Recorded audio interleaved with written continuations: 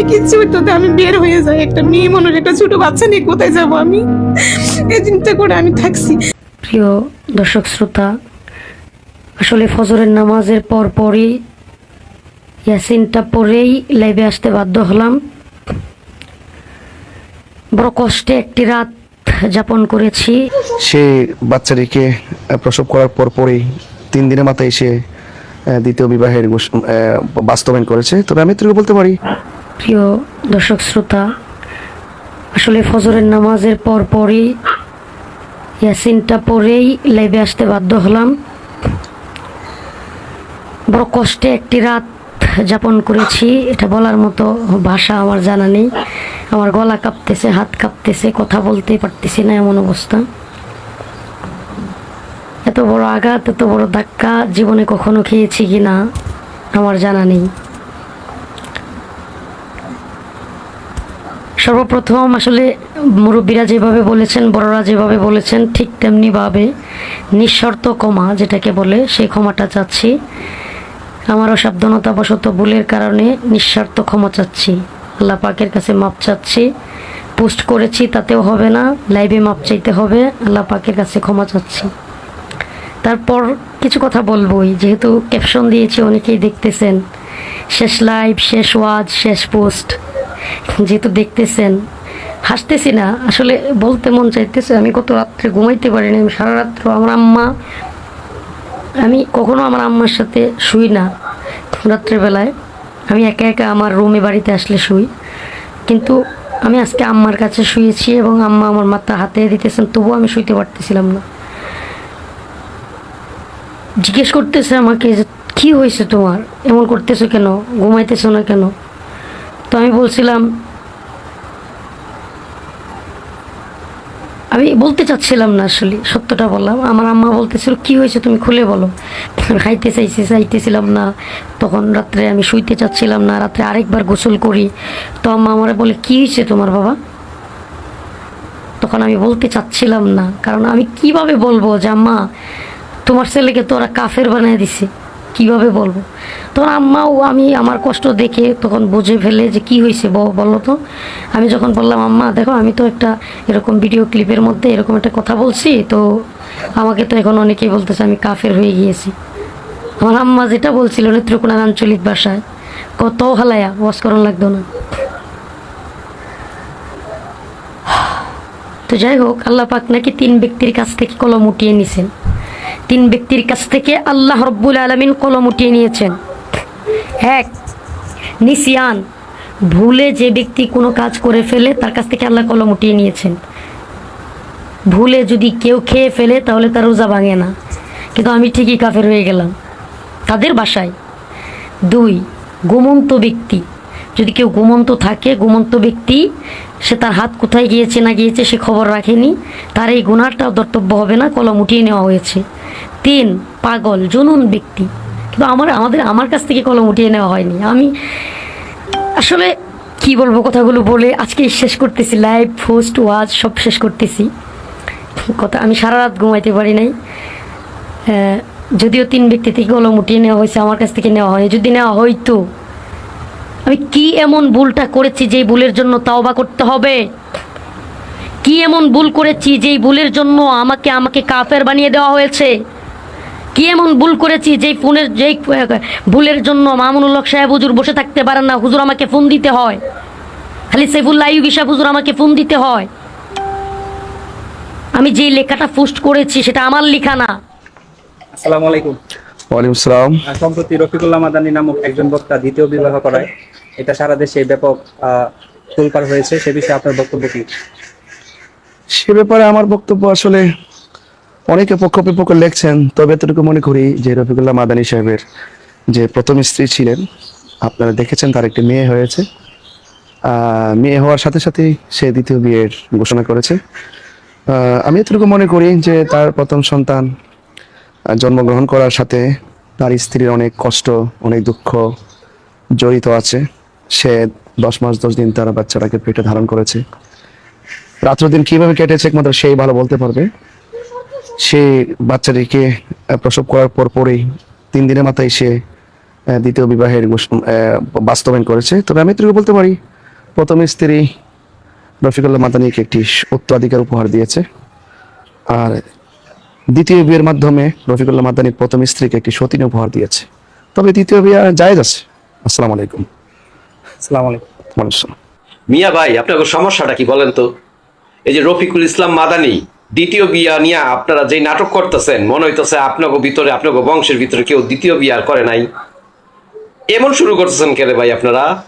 রফিকুল ইসলাম মাদানী একজন হুজুর, একজন বক্তা, একজন মুফতি, একজন আলেম। তো সে দ্বিতীয় বিয়া করতেই পারে, তার তো টাকার অভাব নাই। এটা হাদিসে লেখা আছে, একজন পুরুষ 4টা বিয়ে করতে পারবে। তো এই যে কি বলে বাইটটা হুজুর, আপনারা যারা বলেন যে বাইটটা হুজুর, এই বাইটটা হুজুর তো মোটামুটি মনে করে যে টাকা পয়সা ভালোই আছে। তো যার টাকা পয়সা আছে, বউ যদি খাওয়াইতে পারে, তা আপনাকে এত জলে কেন ভাই? আপনাকে এত সমস্যাটা কিসের? আপনারা তো ভাই যা করতেছেন বুঝছেন, এই মনে করেন যে রফিকুল ইসলাম মাদানী আমার এই ছোট ভাইটারে আপনারা মানে এমনি বেড়ায় লজ্জা পাইয়া মনে করেন যে উল্টাপাল্টা কথা কইতেছে। ঠিক আছে, এখন আবার মনে করেন যে অনুতপ্ত, প্রথম স্ত্রীকে কি জবাব দিবে, বিষয়টা বুঝতে হইব আপনাকে। ঠিক আছে, আসল কথা হলো বাইটটা মানুষ তো বুঝতে পারে নাই যে দ্বিতীয় বিয়া করতে গেলে যে এটার জাল কতটুক, আশেপাশে মানুষজন যে তারে চিল্লা লাইব, এটা তো রফিকুল ইসলাম মাদানী বুঝতে পারে নাই। আর রফিকুল ইসলাম মাদানী বুঝবো কিভাবে? তার যে শ্বশুর আব্বা তিনি তো 9টা বিয়া করছেন, বিশাল কাজ করে ফেলেছেন। 9 বিয়াইতা আলা বেড়া শ্বশুর হয়েছে, তো হের জামাই 2টা হয়েছে মাত্র, আর 2টা করবে। 4টা তো অন্তত পক্ষে রফিকুল ইসলাম মাদানী 4টা করবে। ঠিক আছে, হুজুরগো ভিতরে কিন্তু আবার এই ধরনের চিন্তা ভাবনা আছে। হ্যাঁ, 2-4টা বিয়া করলে এটা কোনো যায় আসে না। কারণ কি, তারা তো কষ্ট করে খায় না রে ভাই, তারা মানে ওই যে কি কয়, বক্তব্য দিয়া খায়। ঠিক আছে, ওয়াজ মাহফিলে যায়, বিশাল বিশাল আয়োজন করে, বেটাগম রোস্ট মোস্ট খাওয়ায়, পোলাও মাংস খাওয়ায়, আবার টাকা পয়সাও দিয়া দেয় একেবারে বস্তায় বস্তায়। কথা বলছেন না? তো হুজুররা যদি এটা না করে তো করবে না কেটা? তো যাই হোক ভাই, এমন কথা হইলো ভাই, এই রফিকুল ইসলাম মাদানী ভাই ছোট মানুষ, আপনারা এত চাপ দিয়ে না। রফিকুল ইসলাম মাদানী সাহেব, আপনার এই পাটকাঠির মতো এই ছোট্ট পাইপের মধ্যে এত গুণা ছিল যে গুণা থেকে বাঁচার জন্য এইভাবে একটা বিয়ে করতে হবে, যেখানে আপনার বউ প্রেগনেন্ট, খুব তাড়াতাড়ি বাবা হচ্ছেন, আপনি যে কারণে আপনার বউ হাসপাতালে যাবে, আবার সেটা উৎসব করবেন, মিষ্টি খাবেন, আর মগা কি সব বলবেন। আপনাদেরকে একটু লজ্জা হয় না? মানুষত্বের কাছে মনুষ্যত্ব আছে?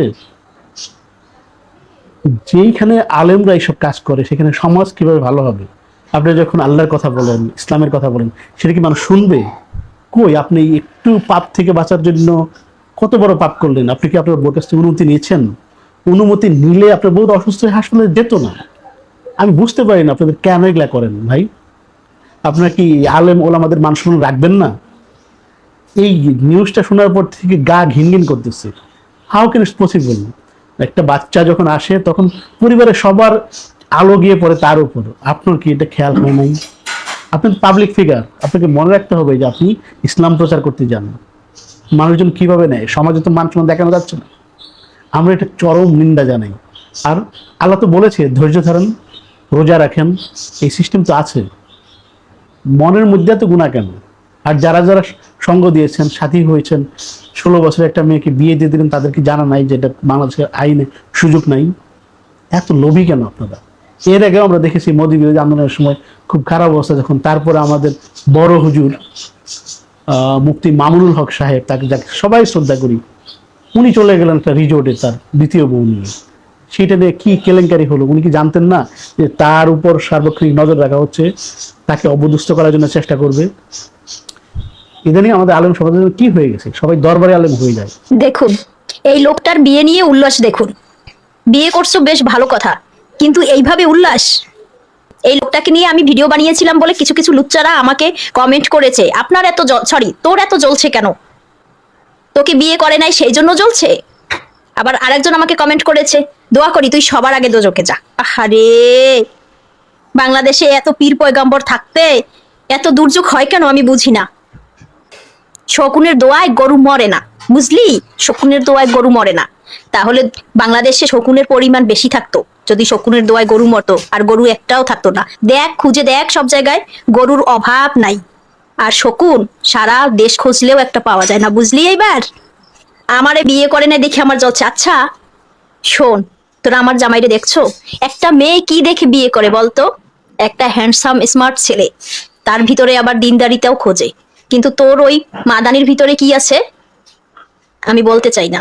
ওই যে বড় বড় মরিচের পাশে ছোট কিছু মরিচ থাকে না, সেগুলোর আমরা কি বলি? ধান্য মরিচ। তো তোর ওই মাদানি হইলো ধান্য মরিচ। আমি কাউকে ছোট করে কথা বলতে আসি নাই, কিন্তু তোদের কারণে বলতে হলো। একটা অসহায় মেয়েকে প্রেগনেন্ট অবস্থায় রেখে যে বিয়ে করতে পারে, তার পক্ষে তোরা কথা বলিস। আচ্ছা, এমন কাজটা যদি তোর মেয়ের সাথে কেউ করতো, তোর জামাই, যারা এই হুজুরকে সাপোর্ট করছেন,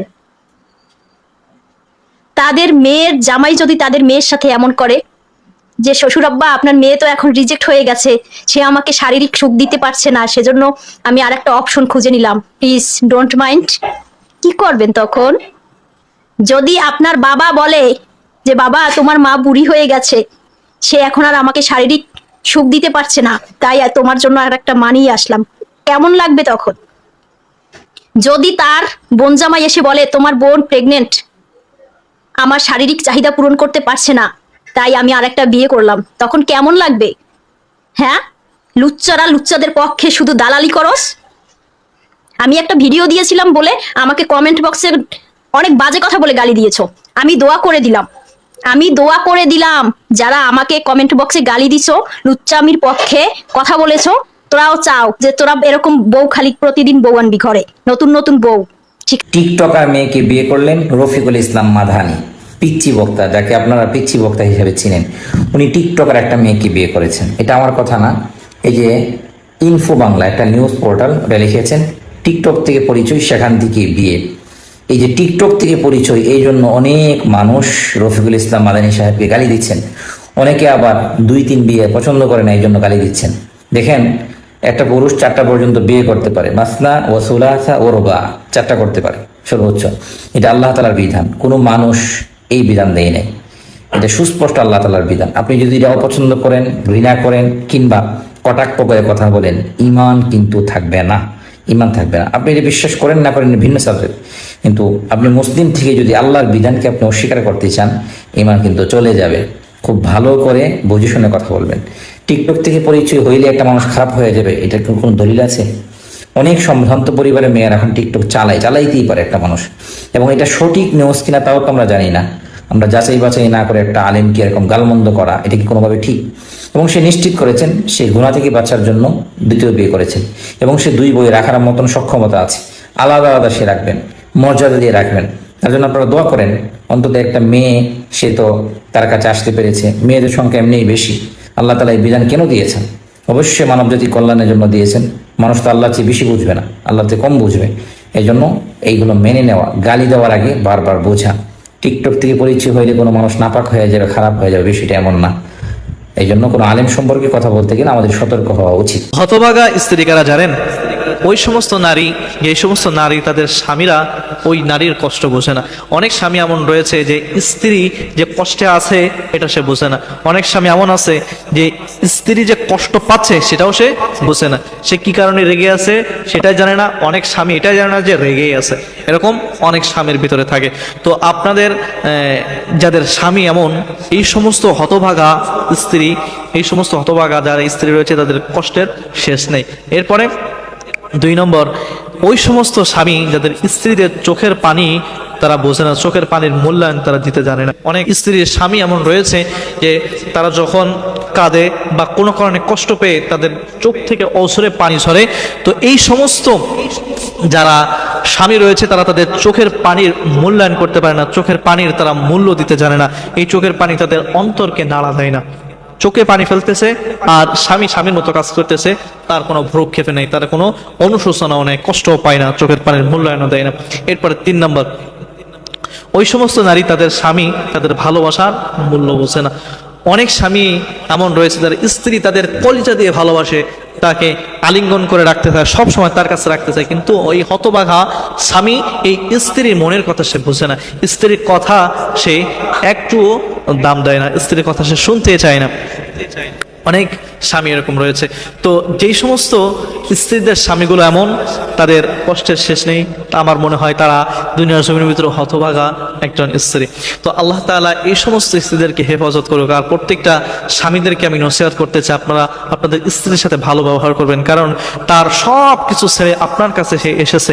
সুতরাং এই আমত অবস্থায় আপনার উচিত তাকে আপনার আগলে রাখা, তার সবটুকু দায়িত্ব আপনাকে নিয়ে, তার কি সুখ আহ্লাদ, তার কোন জায়গায় ভালো লাগা, কোন জায়গায় খারাপ লাগা, সব কিছু বুঝে সেই অনুযায়ী তাকে কন্ট্রোল করা, সেই অনুযায়ী তাকে মানিয়ে নেওয়া। তারা এই হারাম প্রেম রিলেশন নিয়ে কোনো কথা বলে না, তারা শুধু কথা বলে কি নিয়ে, রফিকুল ইসলাম মাদানী দিদিবি কেন করেছেন, তারা এই বিষয় নিয়ে কথা বলে।